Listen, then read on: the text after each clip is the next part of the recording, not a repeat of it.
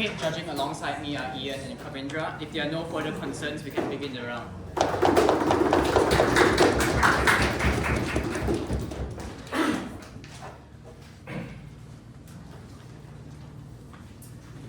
God might not be great, but they're certainly better than a war of all against all.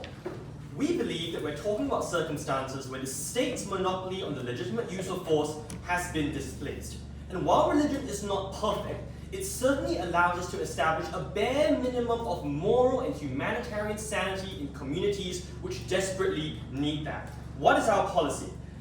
When we say proselytize, to be clear, we're referring to both converting non-believers to a religion, believers in one religion to another, though we wouldn't prioritize that, as well as bringing people from one particular branch of religion to a different branch.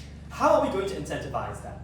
Broadly, we will heavily subsidize operations of religious organizations which are credible and which have been audited to be relatively efficient to operate in these areas. We might pay for their equipment, we might pay for insurance costs, we might give them access to government facilities which they use. Since many proselytizing organizations rely on things like setting up soup kitchens and giving out welfare, we are happy to give them the soup for them to give out as part of their proselytizing mission because they do the thing like, here's some nice soup. Have you heard of our Lord and Savior? That modus operandi, we're fine with it. Who are we going to give this to? We have choice. We will not give it to extremist organizations because we have the fiat to do so, but also they're kind of hard to control, probably not very humanitarian, and are not terribly in favor of restoring law and order. They also generally don't conform to our policy interests. So that's how policy is going to work. We will apply this globally in lots of different contexts. 3 broad points made. Firstly, why state outreach and control in these areas is impossible structurally. Secondly, why these religious organizations will have access and credibility and some success in proselytization. And lastly, what the benefits of this are going to be. Firstly, why is the state an ineffective actor here? But before that, to clarify, we think the state has 2 main incentives in this debate. The first is a humanitarian one. Why? Because these people are still your citizens and you still owe them a duty of care.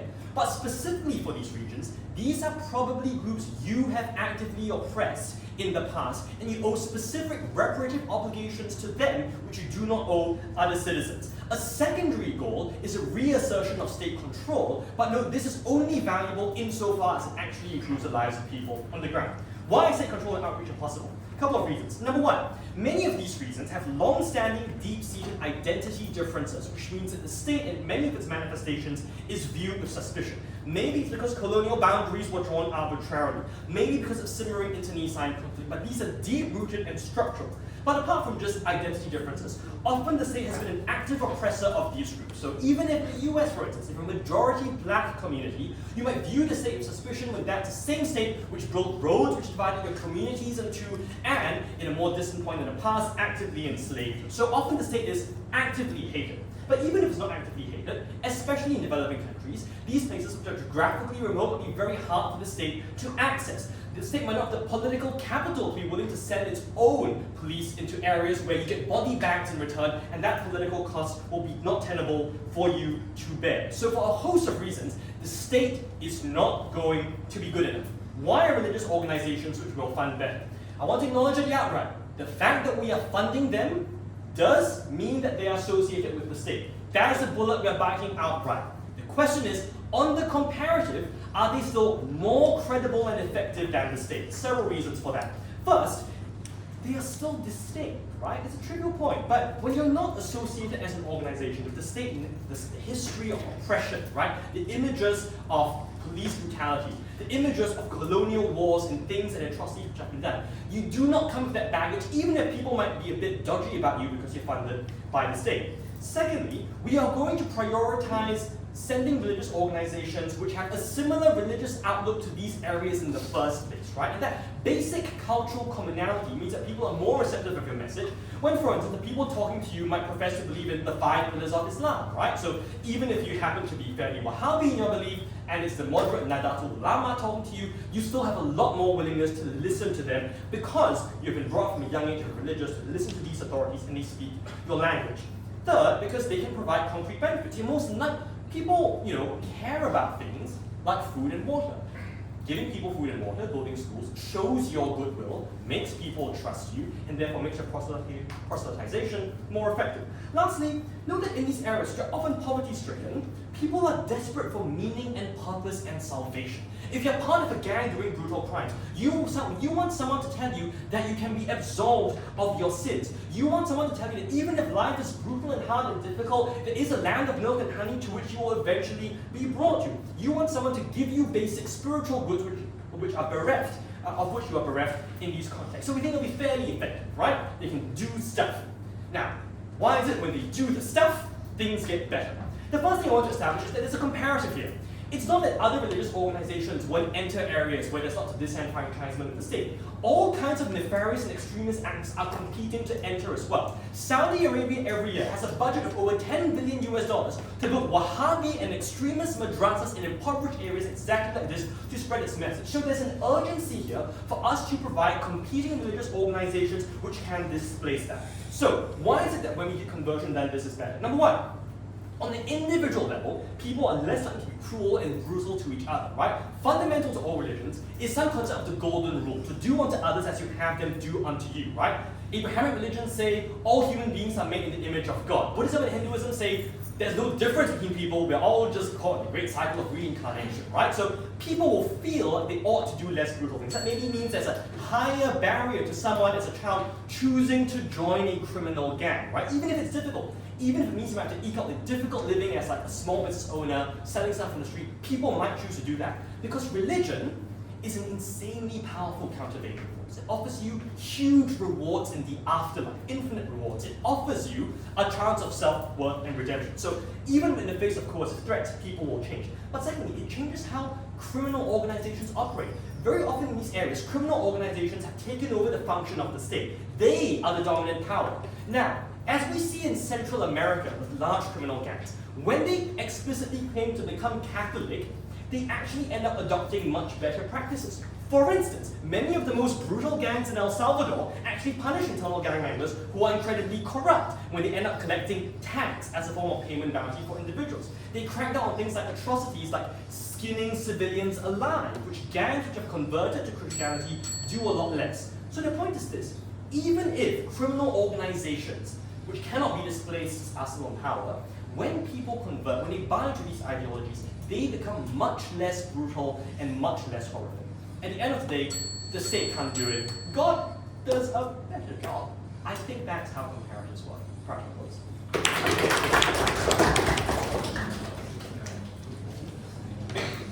Alright, I thank the Prime Minister for their speech. I invite the Leader of the Opposition.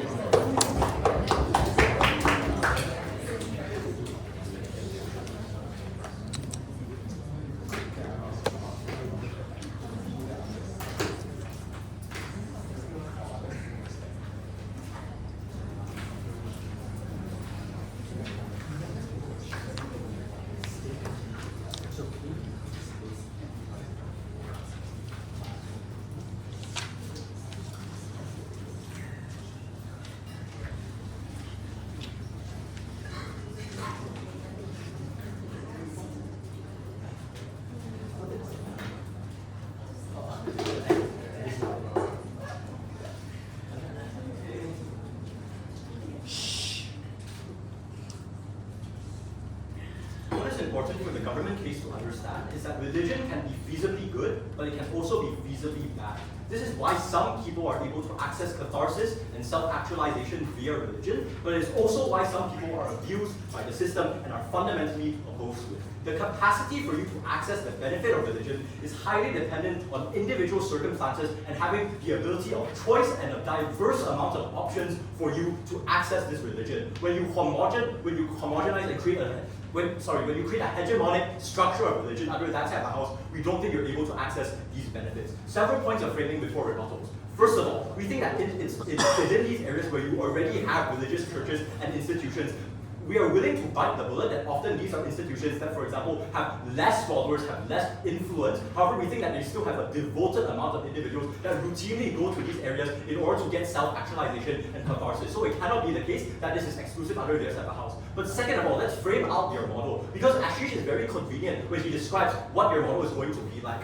he claims that they will be funding things like equipment and the access to these communities. The problem with this is that this money has to come from somewhere. The problem, therefore, is that these are individual areas often with low political capital, where no politician wants to be actively enforcing these areas, because often these are individuals who are highly civilly disobedient, right? This therefore means that the money will most likely come from the very infrastructure and welfare that would likely go to these areas anyways. You're extracting this and giving it to these large churches. The last note on your model is to say that it's often not the institutions within these areas that are already localized and know the problems of the individual actors within these communities that are being funded. It's often institutions that, like large mega churches. Ashish concedes this when he talks about like the most efficient churches. This means that often you're introducing an extraneous state-funded actor into this debate, which is problematic. Direct responses to Ashish. Ashish says that, oh, you have things like gang members and power hegemonies that will control these populations, and they'll get better when you introduce religion. This is not the debate, because if it were true that you have strong powers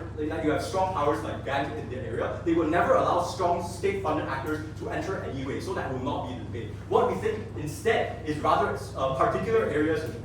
What we think is the debate happens in instead is particular areas in which you have a diverse amount of religious institutions, insofar as individuals have the luxury of choice. Two substantives therefore in this speech. The premise of the first one is that often we think that under their side of the house they lessen the ability of individuals to access religious catharsis in the first place. Why is this likely? Sure. Killing a religious person in a country or region which believes in that religion is a huge taboo. Why would you, as a criminal organization trying to maintain control, alienate the people under your control that way? Yes, but you just told us that these are areas that are often already oppressed by the state, so I'm not sure where the characterization fits in there. First substantive. Why is it likely that when you introduce an extraneous religious organization that's explicitly associated with the state, you drive individuals away from religions and away from the religious catharsis that Ashish wants to talk about? This is important because the framing here is that often you need to create opportunities for these institutions to interact with individuals. It's not just giving soup to these religious organizations to disseminate, but it also looks like making a contingent on religious services. It looks like, for example, making welfare contingent on going to mass, for example. We think the problem, therefore, is that you create incredibly coercive incentives for these actors to enter those areas. We think this is problematic in the exact instances where these are religious organizations whose aims align with the state. This is important because recognized in the vast majority of religious organizations, it is assumed that things like civil disobedience is bad. It is assumed that you should not be able to, for example, selfishly prioritize yourself when unfortunately individuals within these areas have to default to that as their desperate way of life, right? We think that this is incredibly important because often you alienate these individuals from these large extremist actors.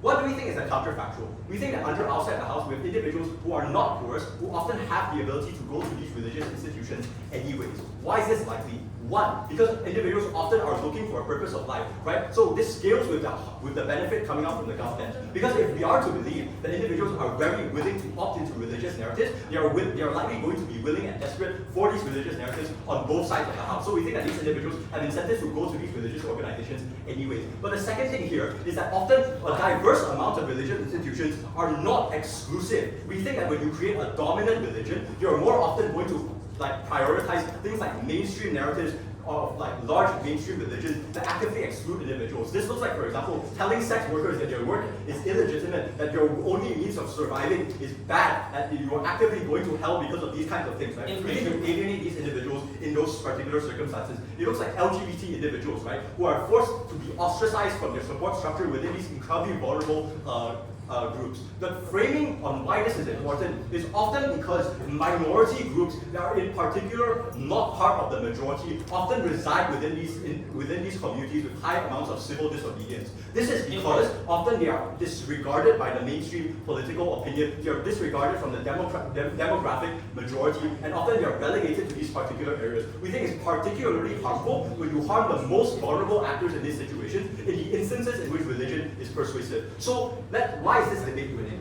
First of all, in the instances in which you do not trust religions, we think that to the extent in which religion allows for things like self-actualization, this is incredibly bad. We would rather the counterfactual when you opt into it of your own free will. Second of all, even if it were true that these individuals, no thank you, even if it were true that these individuals do buy into religion, we also think this is equally bad. Because if in instances in which, like for example, you opt into mainstream religion and you follow the tenets of order, obedience to hegemonic cycles, we think this also lessens the incentive for governments to invest within these areas anyways, because you are no longer demanding things, demanding concessions from the government through things like protesting and through rioting. But the last reason why this is debate winning is because you actively alienate the minorities within these communities that need you the most. Lastly, the last thing I'm going to build in this speech is our counterfactual and why this is significantly better. What are we going to do with the opportunity cost of resources that would otherwise go to large institutions, large religious institutions that have no significant delta anyways? What we would rather do is introduce the state as an actor within these areas. You can argue against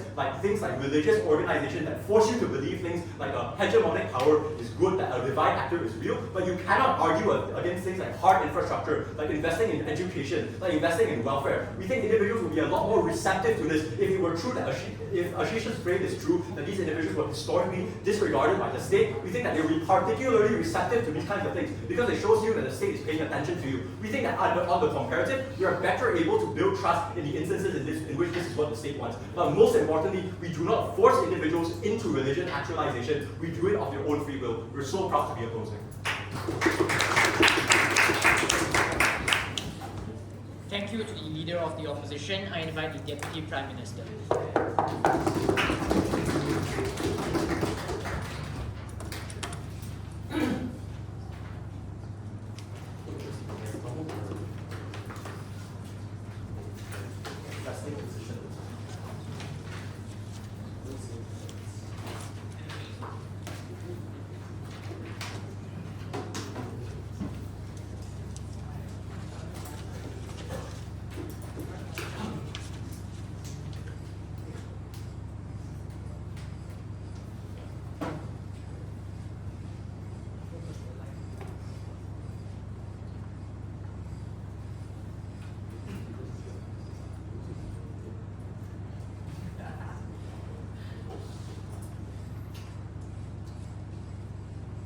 I just want to note one strategic concession that opposition cannot go back on, which is that the moment they choose to concede to everything Ashish tells you about how current state outreach is impossible, the alternative is fixed in believing that you'll use existing religious organizations. I just want to clarify that.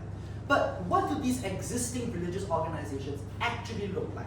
Because Ashish tells you very clearly in First Speaker that this looks like foreign interference. It looks like Wahhabi madrasas coming in. And we tell you that this is precisely the reason this is a very urgent issue that we need the current government to intervene as quickly as possible.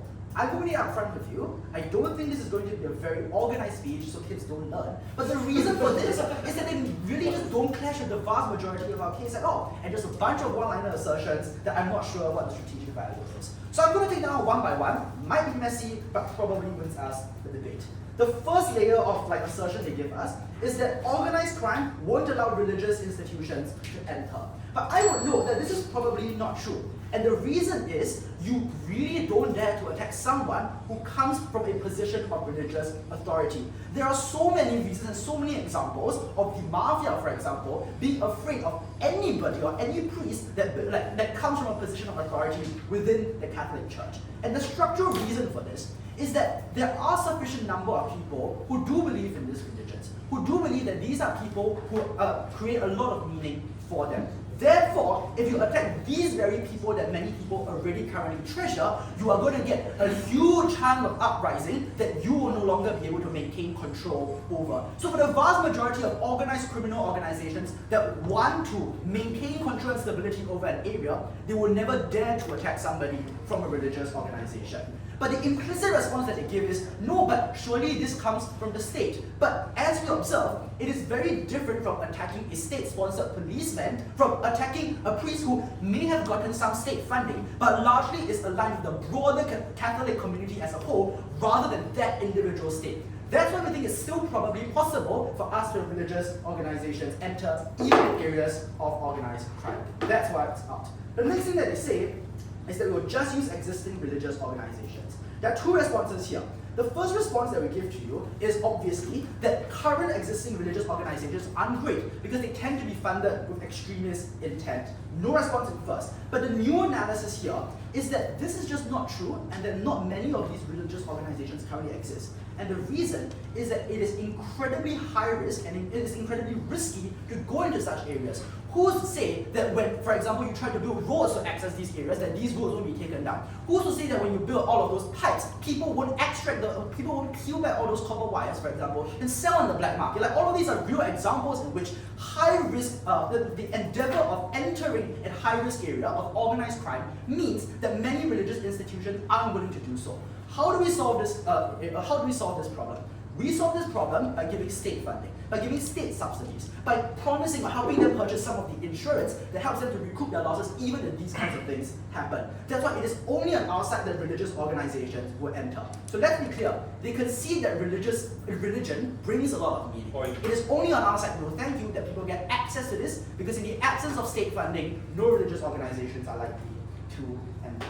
The next thing that they say is that, oh, but surely these kinds of religions will tie welfare to whether or not you convert. But that's just like absurdly stupid, right? Because if you think about what religious organizations want, it's not for you to say in name that, oh, I am a Christian, or oh, I am a Catholic. Because these individuals want you to truly believe in the bottom of your heart that this is actually a religion that you want to identify with. So obviously they're not going to say, so long as you tell me you're Christian, just come to church every day and I'll give you food. Because then they cannot really confirm, or they might fear that people will not join this religion anyway because they're seen as calculative and seen as transactional, which is the exact opposite of what most religions try to preach. That's on tying welfare. The miscellaneous thing that they say no thank you is on the LGBTQ community. Well, I love the LGBTQ community, but I would also observe that there are vastly more important issues that these people are facing, like literally life and death, than to care about whether or not they might be oppressed by these religious organizations in the future. They also observe, no thank you, that religion is hegemonic.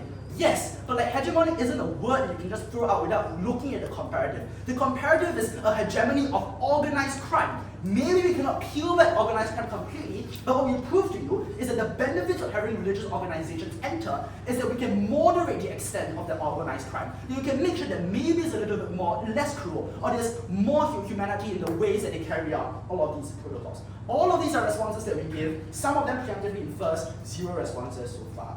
With that, I'm going to follow up a new extension on how religions provide existential comfort that is uniquely important for people to hold on to.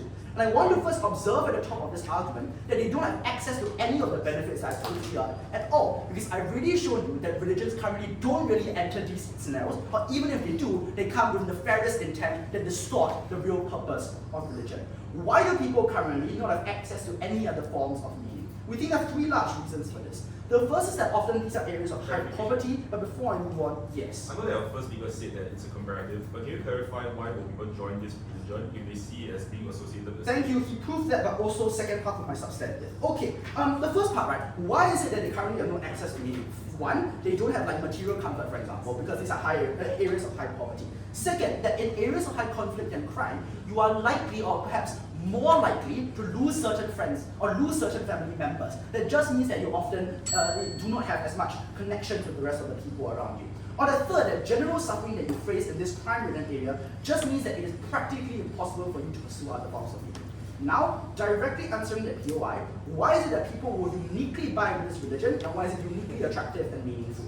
We think there are 3 observations to make here. The first is that religion and what it promises is actually kind of unfalsifiable. Like, when it tells you that you'll get infinite treasures in heaven, these people cannot disprove it. But given that they have nothing else to look forward in life to, we think they're out of desperation perhaps, or perhaps because they think that this is the only thing that they're left to believe in, they're probably going to believe in it because of the immense benefits that it might bring in the future. But second, that religion exists as an organization or institution that brings you together with other people who believe in the same religion that you otherwise may not have interacted with or may not have met. So it helps you facilitate physical interactions and connections that you otherwise wouldn't possess. But third is that it promises salvation for you. That it tells you even if you have made mistakes right now, there is a way out of it and you can be forgiven. And for many individuals, I think this is a very, very attractive reason to believe in religion. For all of the above reasons, very happy to propose.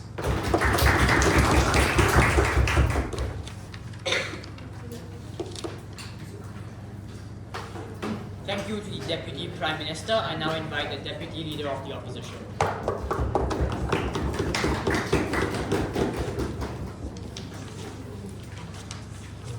Here is my not so shiny principle. Whether religion gives you benefits or fulfillment is highly speculative and subjective. This is simultaneously the reason why we have people who are proud converts and born again Christians, but at the same time, people who have left the religion professing how terrible and oppressive it was, and it's the same damn religion. This is because the way in which religion brings about fulfillment is extremely delicate. It severely compromises your autonomy to act, eat certain things, or think for a unique and specific conception of the world.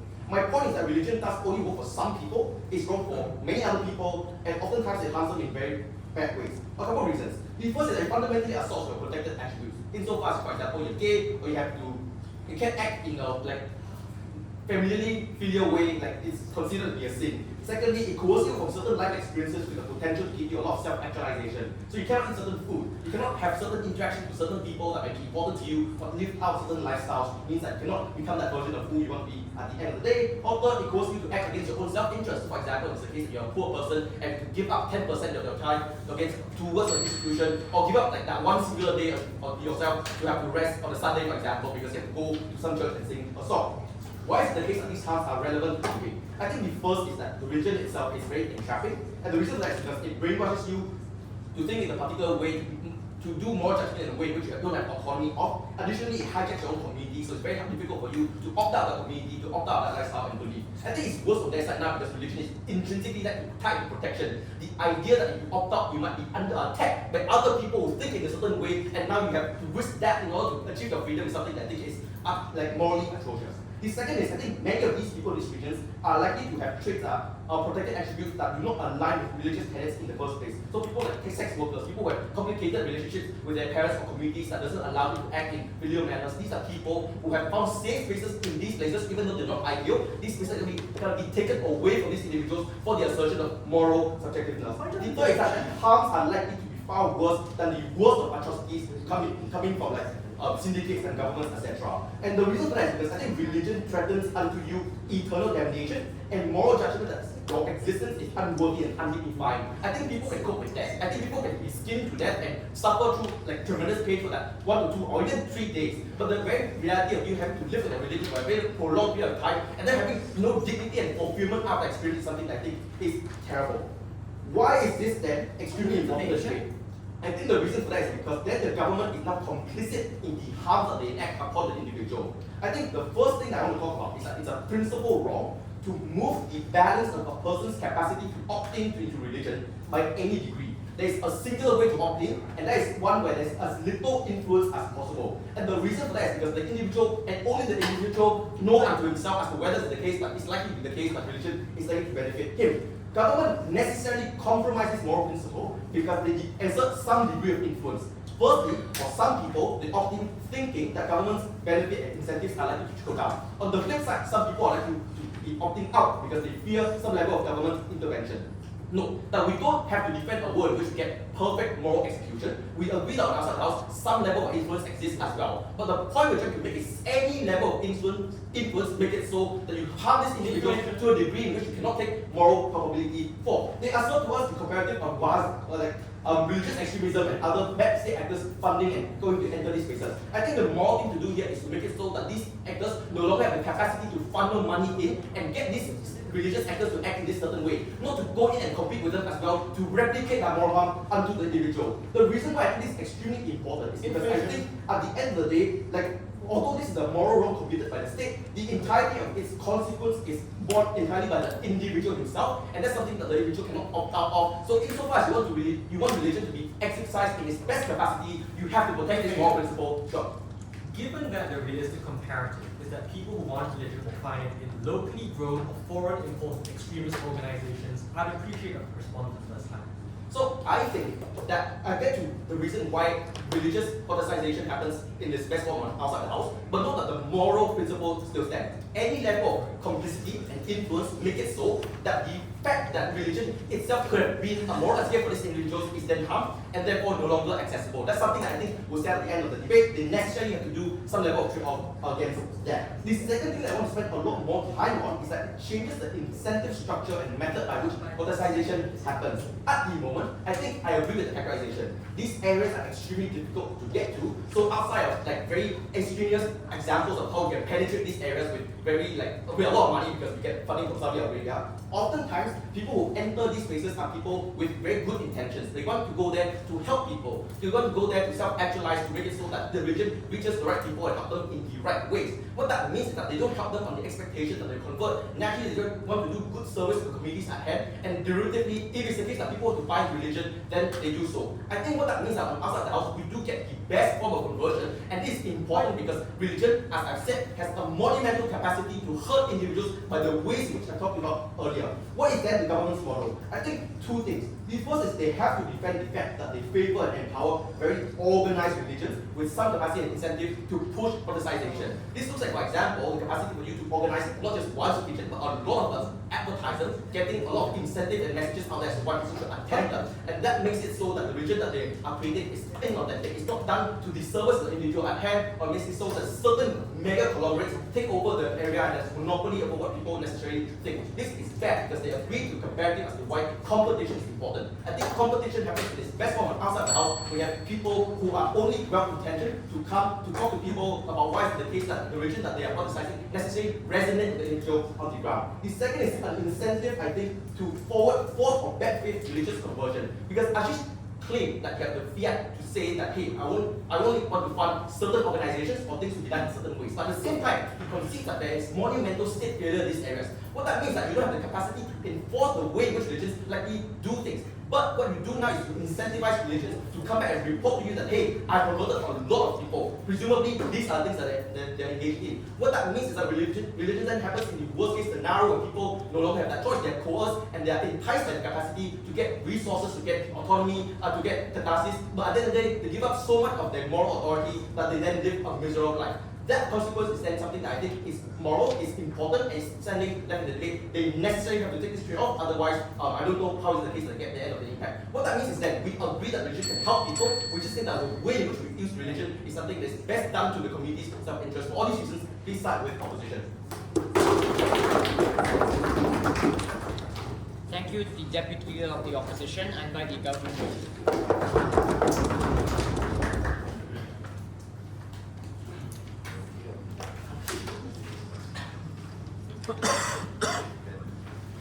Frankly, if religion is the opiate of the masses, I think these areas need a serious IV drip. We're going to talk about what the characterization of these areas necessarily is like, and that I think deals with the entirety of what the opposition case talks about. Because their case works in a perfect world, with perfect autonomy, perfect access, and perfect infrastructure. It doesn't work in a world in which the state is often left with very few choices about how exactly to deal with lawlessness and crime in these areas. What do these areas look like? Firstly, we just need to interrogate what kind of opposition these places are in, that the government feels the need to give money to a religious organization that has traditionally and historically always been something that governments are afraid of because of their capacity to be able to unseat civilian power in these areas, such that they want to give them money to incentivize them to even enter in the first place. And I think from this, we can draw the very trivial conclusion that the state finds it hard to enter. Why do they find it hard to enter? We also find the answer within the motion. High levels of crime and civil disobedience. These are often areas that have historically been alienated from the state, whether it's a result of, as Ashish explains to you, colonialism, problematic borders, potentially even previous administrations having done terrible things to these areas that resulted in deep distrust of the state. It could also just be the simple case of negligence that made these places no longer trust the state. The same way that a child that is, I don't know, maybe neglected by their parent may not necessarily want to really trust their parent again. This is not from personal experience, or it might be. But yeah, so the point here is this, which is that the state themselves can't do all of the things that their side claims that they can do, things like infrastructure spending and education spending. But crucially, even if we just completely ignore the fact that there might be massive problems of organized crime that will necessarily unseat any state intervention in the area, the fact that there is no political capital to enter into these areas via direct state intervention, we also need to deal with the fact that many people in these areas, because of distrust, will be unwilling to do things like support infrastructure growth. They don't dare to send their kids to the schools they are spending money to build. They don't want to give up their land in order for you to build public infrastructure in these areas. Acquiescence is the precondition for development in places. And so reducing civil disobedience and crime is the precondition for any of their benefits to occur. What did they then tell us? Yes, we agree, religion could be great, but we want them to enter themselves. Altruistic religions entering into these areas to be able to give out soup kitchens with what money? With what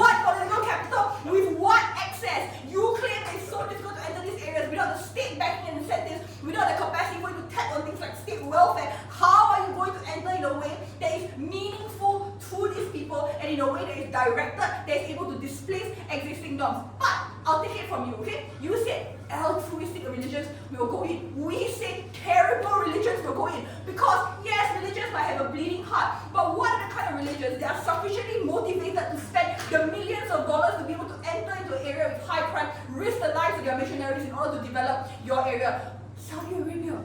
That is already doing this. They're already spending millions of dollars to set up Wahhabi schools in areas like Indonesia, in places like Malaysia, even in places like Singapore to spread their influence so that the cultural soft power of the religious affiliation of the minorities that feel oppressed bends towards Saudi Arabia. We think these create far worse and pernicious incentives than a state that may not be perfect, but at least is not an external foreign power that is coming in to destabilize your region.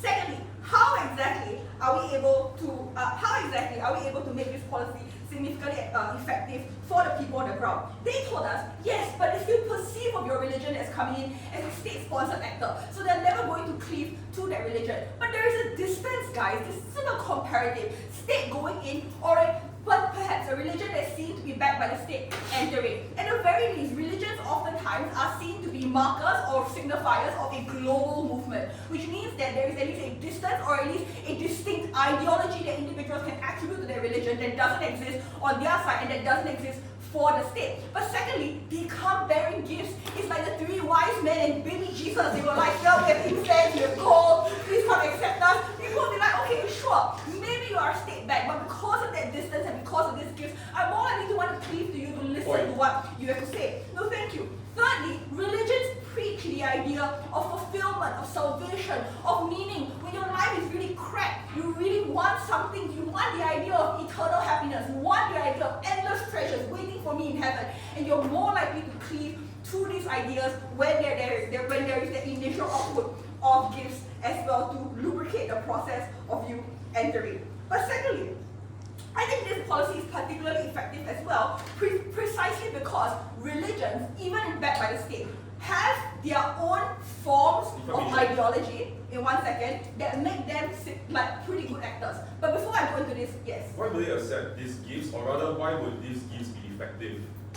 I just explained it, yes. So if the gift tries to come from the government, you're like, bit sus, don't really want to go in. And the government can't really put in lots of money there as well, because they're like, well, every time we try to go there, these people like destroy our plumbing and everything. Like, it's a waste of money to send them. But when the state gives money to say a religious organization and says, you will now be the vehicle of sending welfare aid, it's easier, it's harder for people to see, it's harder to detract from the political capital there, but also you are now slightly more distinct from the government, you're more likely to accept these gifts. Also, you're like just poor, right? So like you want that money. Okay, anyway, why is it that people, or why is it this is therefore very useful to be able to develop the area?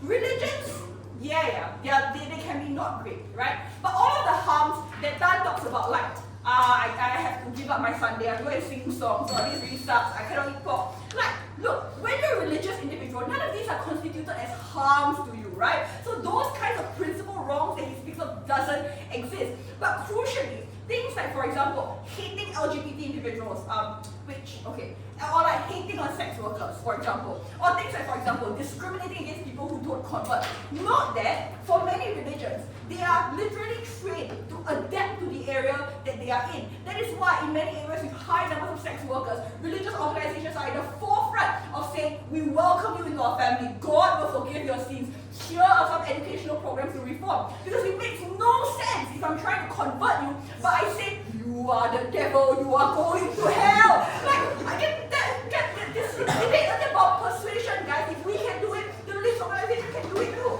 The idea that individuals, for example, don't want to convert because, the ones who don't want to convert are discriminated against. I agree, it could be harmful. But firstly, if they are in fact a minority, our policy has worked, and our policy has worked well. Massive benefits in terms of infrastructure growth. But also, religion have an incentive to look at these people with kindness. You might be cynic, but we will forgive you. You are always welcome into our family. I think those harms are mitigatable, but they needed to give us a solution to the problem.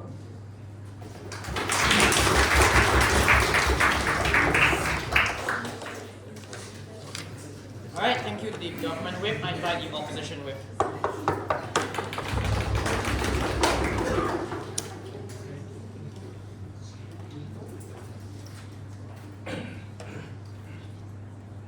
many of these places tend to have their own religious institutions. For instance, in black communities, there are specific black churches that cater towards those communities there. I don't think it's the case that most of these existing religious organizations need to be extremist in any way.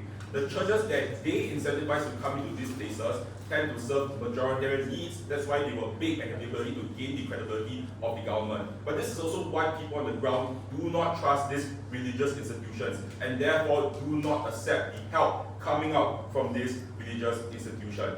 Therefore, we really explain why is it people don't trust the state, and therefore by extension, they do not trust these religious organizations.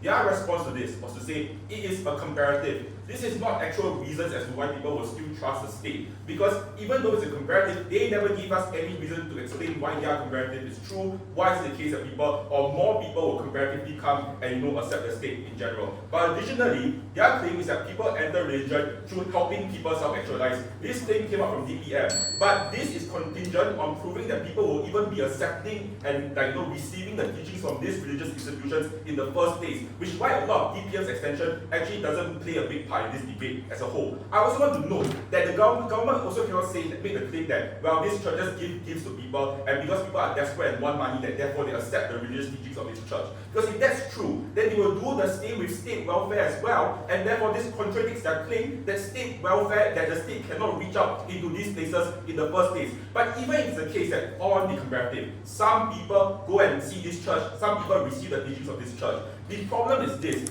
they need to prove, because they have a higher burden, they need to prove that most people in these communities will accept the teachings of this church. Because if it's the case that they don't, then they can now fight the trade-off of the fact that there's less government state-sponsored welfare going into these places.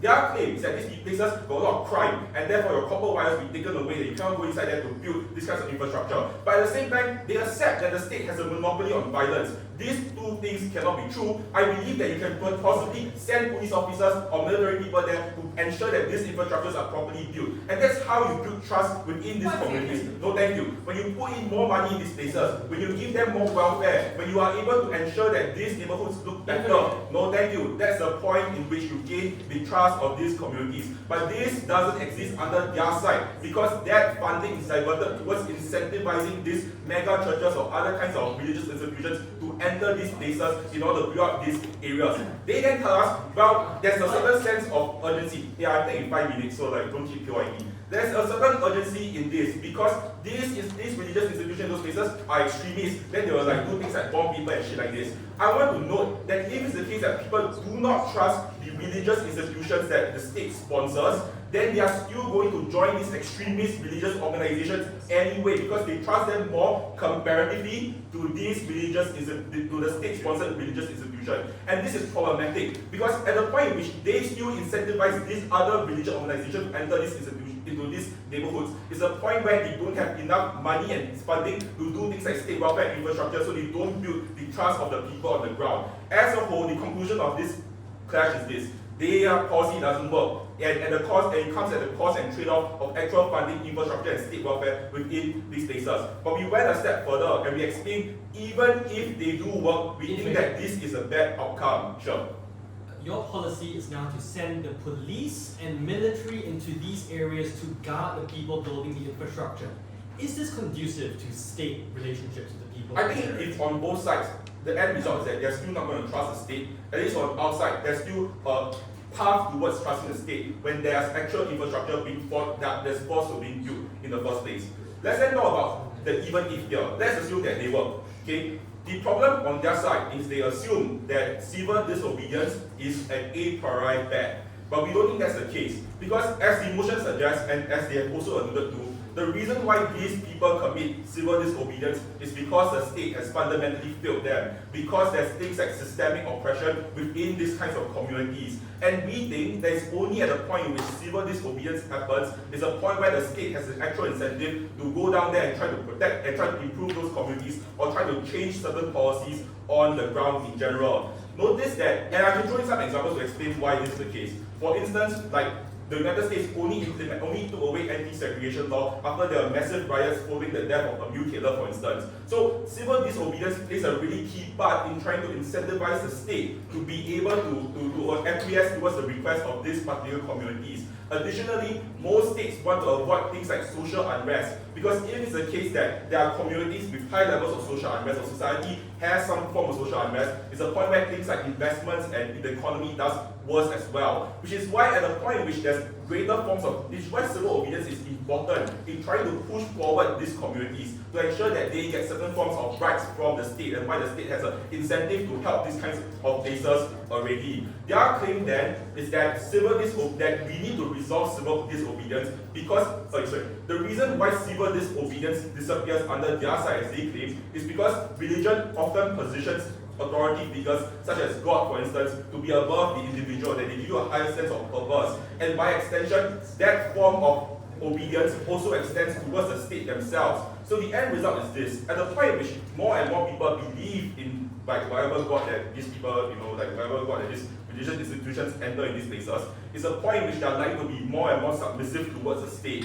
At the point where they are more submissive to the state is when there's no state incentive to actually try to help those people on the ground, because people are generally agreeing, there's no levels of social unrest. This is why we think that civil disobedience is important. Their way and their claim is to say that civil disobedience resolving civil disobedience is a prerequisite to helping these kinds of places. I want to note two things. The first thing is that I'm not sure why this is necessarily true. I think that we can still do things like uplift the lives of people there, and that makes them less civilly disobedient, and that's how you help people on the ground there. But the second thing to note is that even if it's the case that so that's just the primary thing. Okay, moving on, let's talk about weighing them. I think that on their best case, maybe they stop more violence, maybe people are less willing to kill each other or shoot each other in general. But it comes at the cost of these individuals not having their lives be uplifted. They still live in poor environments and poor situations because the state has no incentive to actually help and protect these people and try to uplift their lives objectively. So at best, they might keep people they might make people slightly happier, but objectively they still lead worse lives in general. In conclusion, we explain why we don't think the policy works, but at the point in which it doesn't work, that comes at a trade-off. But even if it does work, we think that that's still much worse for these kinds of communities. Thank you to the opposition whip. I invite the opposition reply speaker.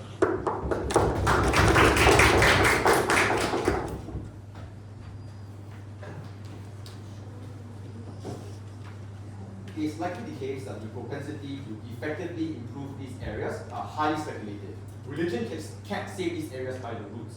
Their impacts are grossly overblown. They say that people of the same religion killing each other is a taboo. But intuition check that sometimes in areas where people of the same religion, people still kill one another. So I don't know to what degree is this an effective deterrent. I think what that means is that the impacts achieved at the end of the day have to be fought on the margins. Some people get more soup, some people get more safety, some people get more roads. But I posit to you, however, that these benefits are also extremely likely to be symmetric, because a lot of these benefits can also be achieved by incentivizing NGOs, charities, and other governmental bodies on top of the current activities of religious organizations on the ground already. Because we also build communities, we also have unique moral values, we also want to help people. This debate then is about the spiritual consequence of incentivizing religion to come in. Let's acknowledge at this point there was a lack of engagement. But I think the lack of engagement hurts them more than it hurts us. Why? Because one, we also have religion on outside the house doing all the interesting things and good things that they talk about. Secondly, I think we also have multiple approaches. So it's not the case that we can only use or we have to go all in on religion. It's like we have some capacity for religion and then all the other things that Wayne and Woof talked about. What that means is that what we needed from their whip seeker was a measurement on the discrepancy as to why it's the case that a further push of religion creates some level of differences in terms of impact, but we don't get that. We get a baseline approach as to why it's the case the basic push on religion as a whole is likely to be good. If that's the case, I think they feel their burden to really manifest the difference that they create onto today's debate. On the flip side, however, I think their lack of engagement allows us to push our case home. Because the singular thing that I think is most important is that there's a right way for people to interact with religion. And I would just like to concede that there are a lot of shortcomings come up from our case, but at the same time explain why these shortcomings do not matter. The first is perhaps it seems to be the case that we're not able to articulate to you why does the case that it feels so miserable to be trapped in a religion. But that's just the case that I'm not religious, so therefore I cannot articulate this. But possibly, if you just imagine someone who you know have been entrapped in one, the perspective of the fact that you have your autonomy of the conception of the world taken away from you, how that might make your life extremely miserable. The feasibility of this happening alone is something that I think have been cemented in the debate. They do not have an answer for this. The second, it is true, we don't manifest to you an ideal counterfactual. It's potentially the case the way in which religion approaches people on outside the house is still nebulous, is still harmful to some degree. But we don't have to defend that counterfactual because what we posit to you is a moral principle by the way in which we need to approach religion, and that's to abstain from as much to abstain from any level of influence as much as possible. And the reason for that is because religion can create benefits, they also can create harm. When they create harm, the harm is done exclusively unto the individual. If that is the premise, then the only moral way by which an individual should interact with religion is to the best of their capacity by their own metric, which means that any level of government interference and influence is a moral wrong that we seek to carry out. And that is the reason why I think it's extremely important that you have to credit this moral principle. But even if it's the case that it's something that is just extraneous and you cannot factor it in the debate, I just like to bring you back to the illustrations as to why we make the interaction with religion better. Because they have the perfect frame as to why it's the case that the government can self-regulate and make sure that the push on religion on that side house is extremely well done. I'm not quite sure why is that the case, because if it's the case that they cannot stop other foreign actors coming in to preach religion in the very first place through the way in which they detest, it's unlikely to be the case that they can then also force the way in which they incentivize religion to interact with these people in the best moral manner. What that means is that the only competitive we have left is as of this current status quo, where not a lot of actors are coming in, but when the actors do come in, they are oftentimes good. Perhaps there's some level of capacity for foreign interference, but the moral way to do things would be to cut out this moral interference. I think at the moment things are well, because when people come in, they hypothesize based on the metric of how is it the case that they can value add and help the people in these areas as opposed to spread their religion insofar as to get external practical benefits. For all these reasons, then side with opposition.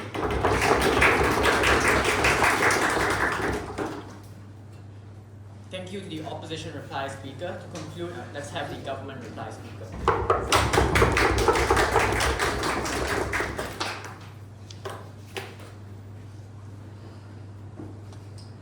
So just a brief reminder of what we said some of the benefits were. We said that there's less crime.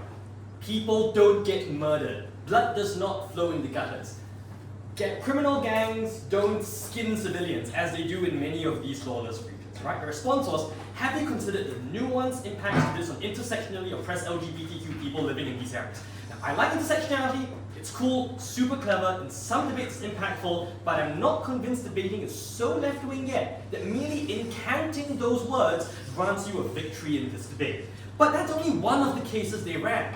Because apart from intersectionality, they ran a generic religion is bad case with a deep Kantian principle latched on premise on acts of mission and sustain. I'll get to that soon. But then there was a third case coming out in the third speaker, which was when people believe in these religions, they'll become more acquiescent and accepting of state authority. And we were like, great! Well, no, that's bad. We need social unrest to signal that there's a problem to be solved. This is not even case shifting. It's case spam. It's just a brand new case rolling towards me as I sit there like a whole new dwarf planet of argument we poor people have to deal with. This is not relevant to judging, but this is just a rant because I'm old and jaded and I get to do this kind of stuff. So, let me do what I'm supposed to do in reply. What's the real world like? What did they actually tell us? They said, well, religions already operate here. We said it's probably not moderate religions because the costs are very big. Like, for instance, you might be attacked, or you're just subject to crime, even if people don't have a particular hostility towards you. You need government incentives to enter. The alternative, which he never actually grappled with, was either foreign organizations with nefarious motives, or local religions merge with anti-government sentiment to form like fairly noxious extremist political movements, right? Religious movements. Again, no relevant from character. So even if you believe the beauty of their moderately polished Kantian principle, I'd like to point out that moderately polished Kantian principle is valued much more on their side of the house than on ours. So you know, if you do care about religious oppression, they get more of that. The alternative was governments will just spend infrastructure there anyway.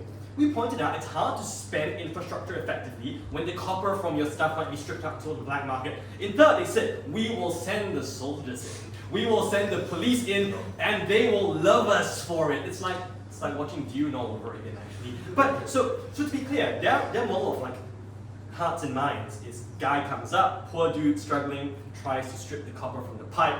Government goes, you will love me. Bang! Not how it works, yeah? Not winning hearts and minds, not realistic in the characterization of this debate. We pointed out people don't go in because it's not resources, and so the real world is kind of bad, okay? We're not saying religion is great, this is the realistic comparative. So, what happens on our side? They actually kind of concede that our policy is effective because their whole principle is premised on lots of people believing in this religion, right? On one hand, they say, but you're associated with the state, so no one's going to convert.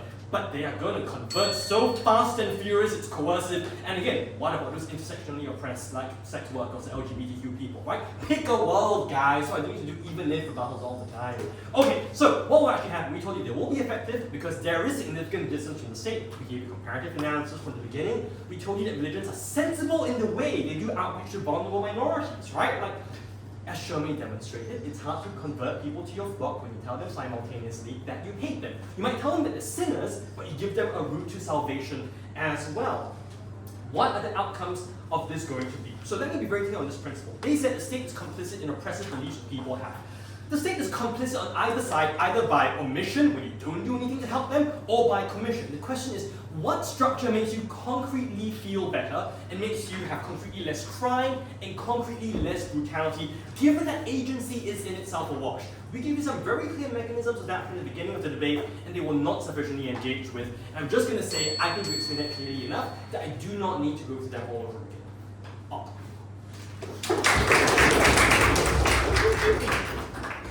Prof. So they don't.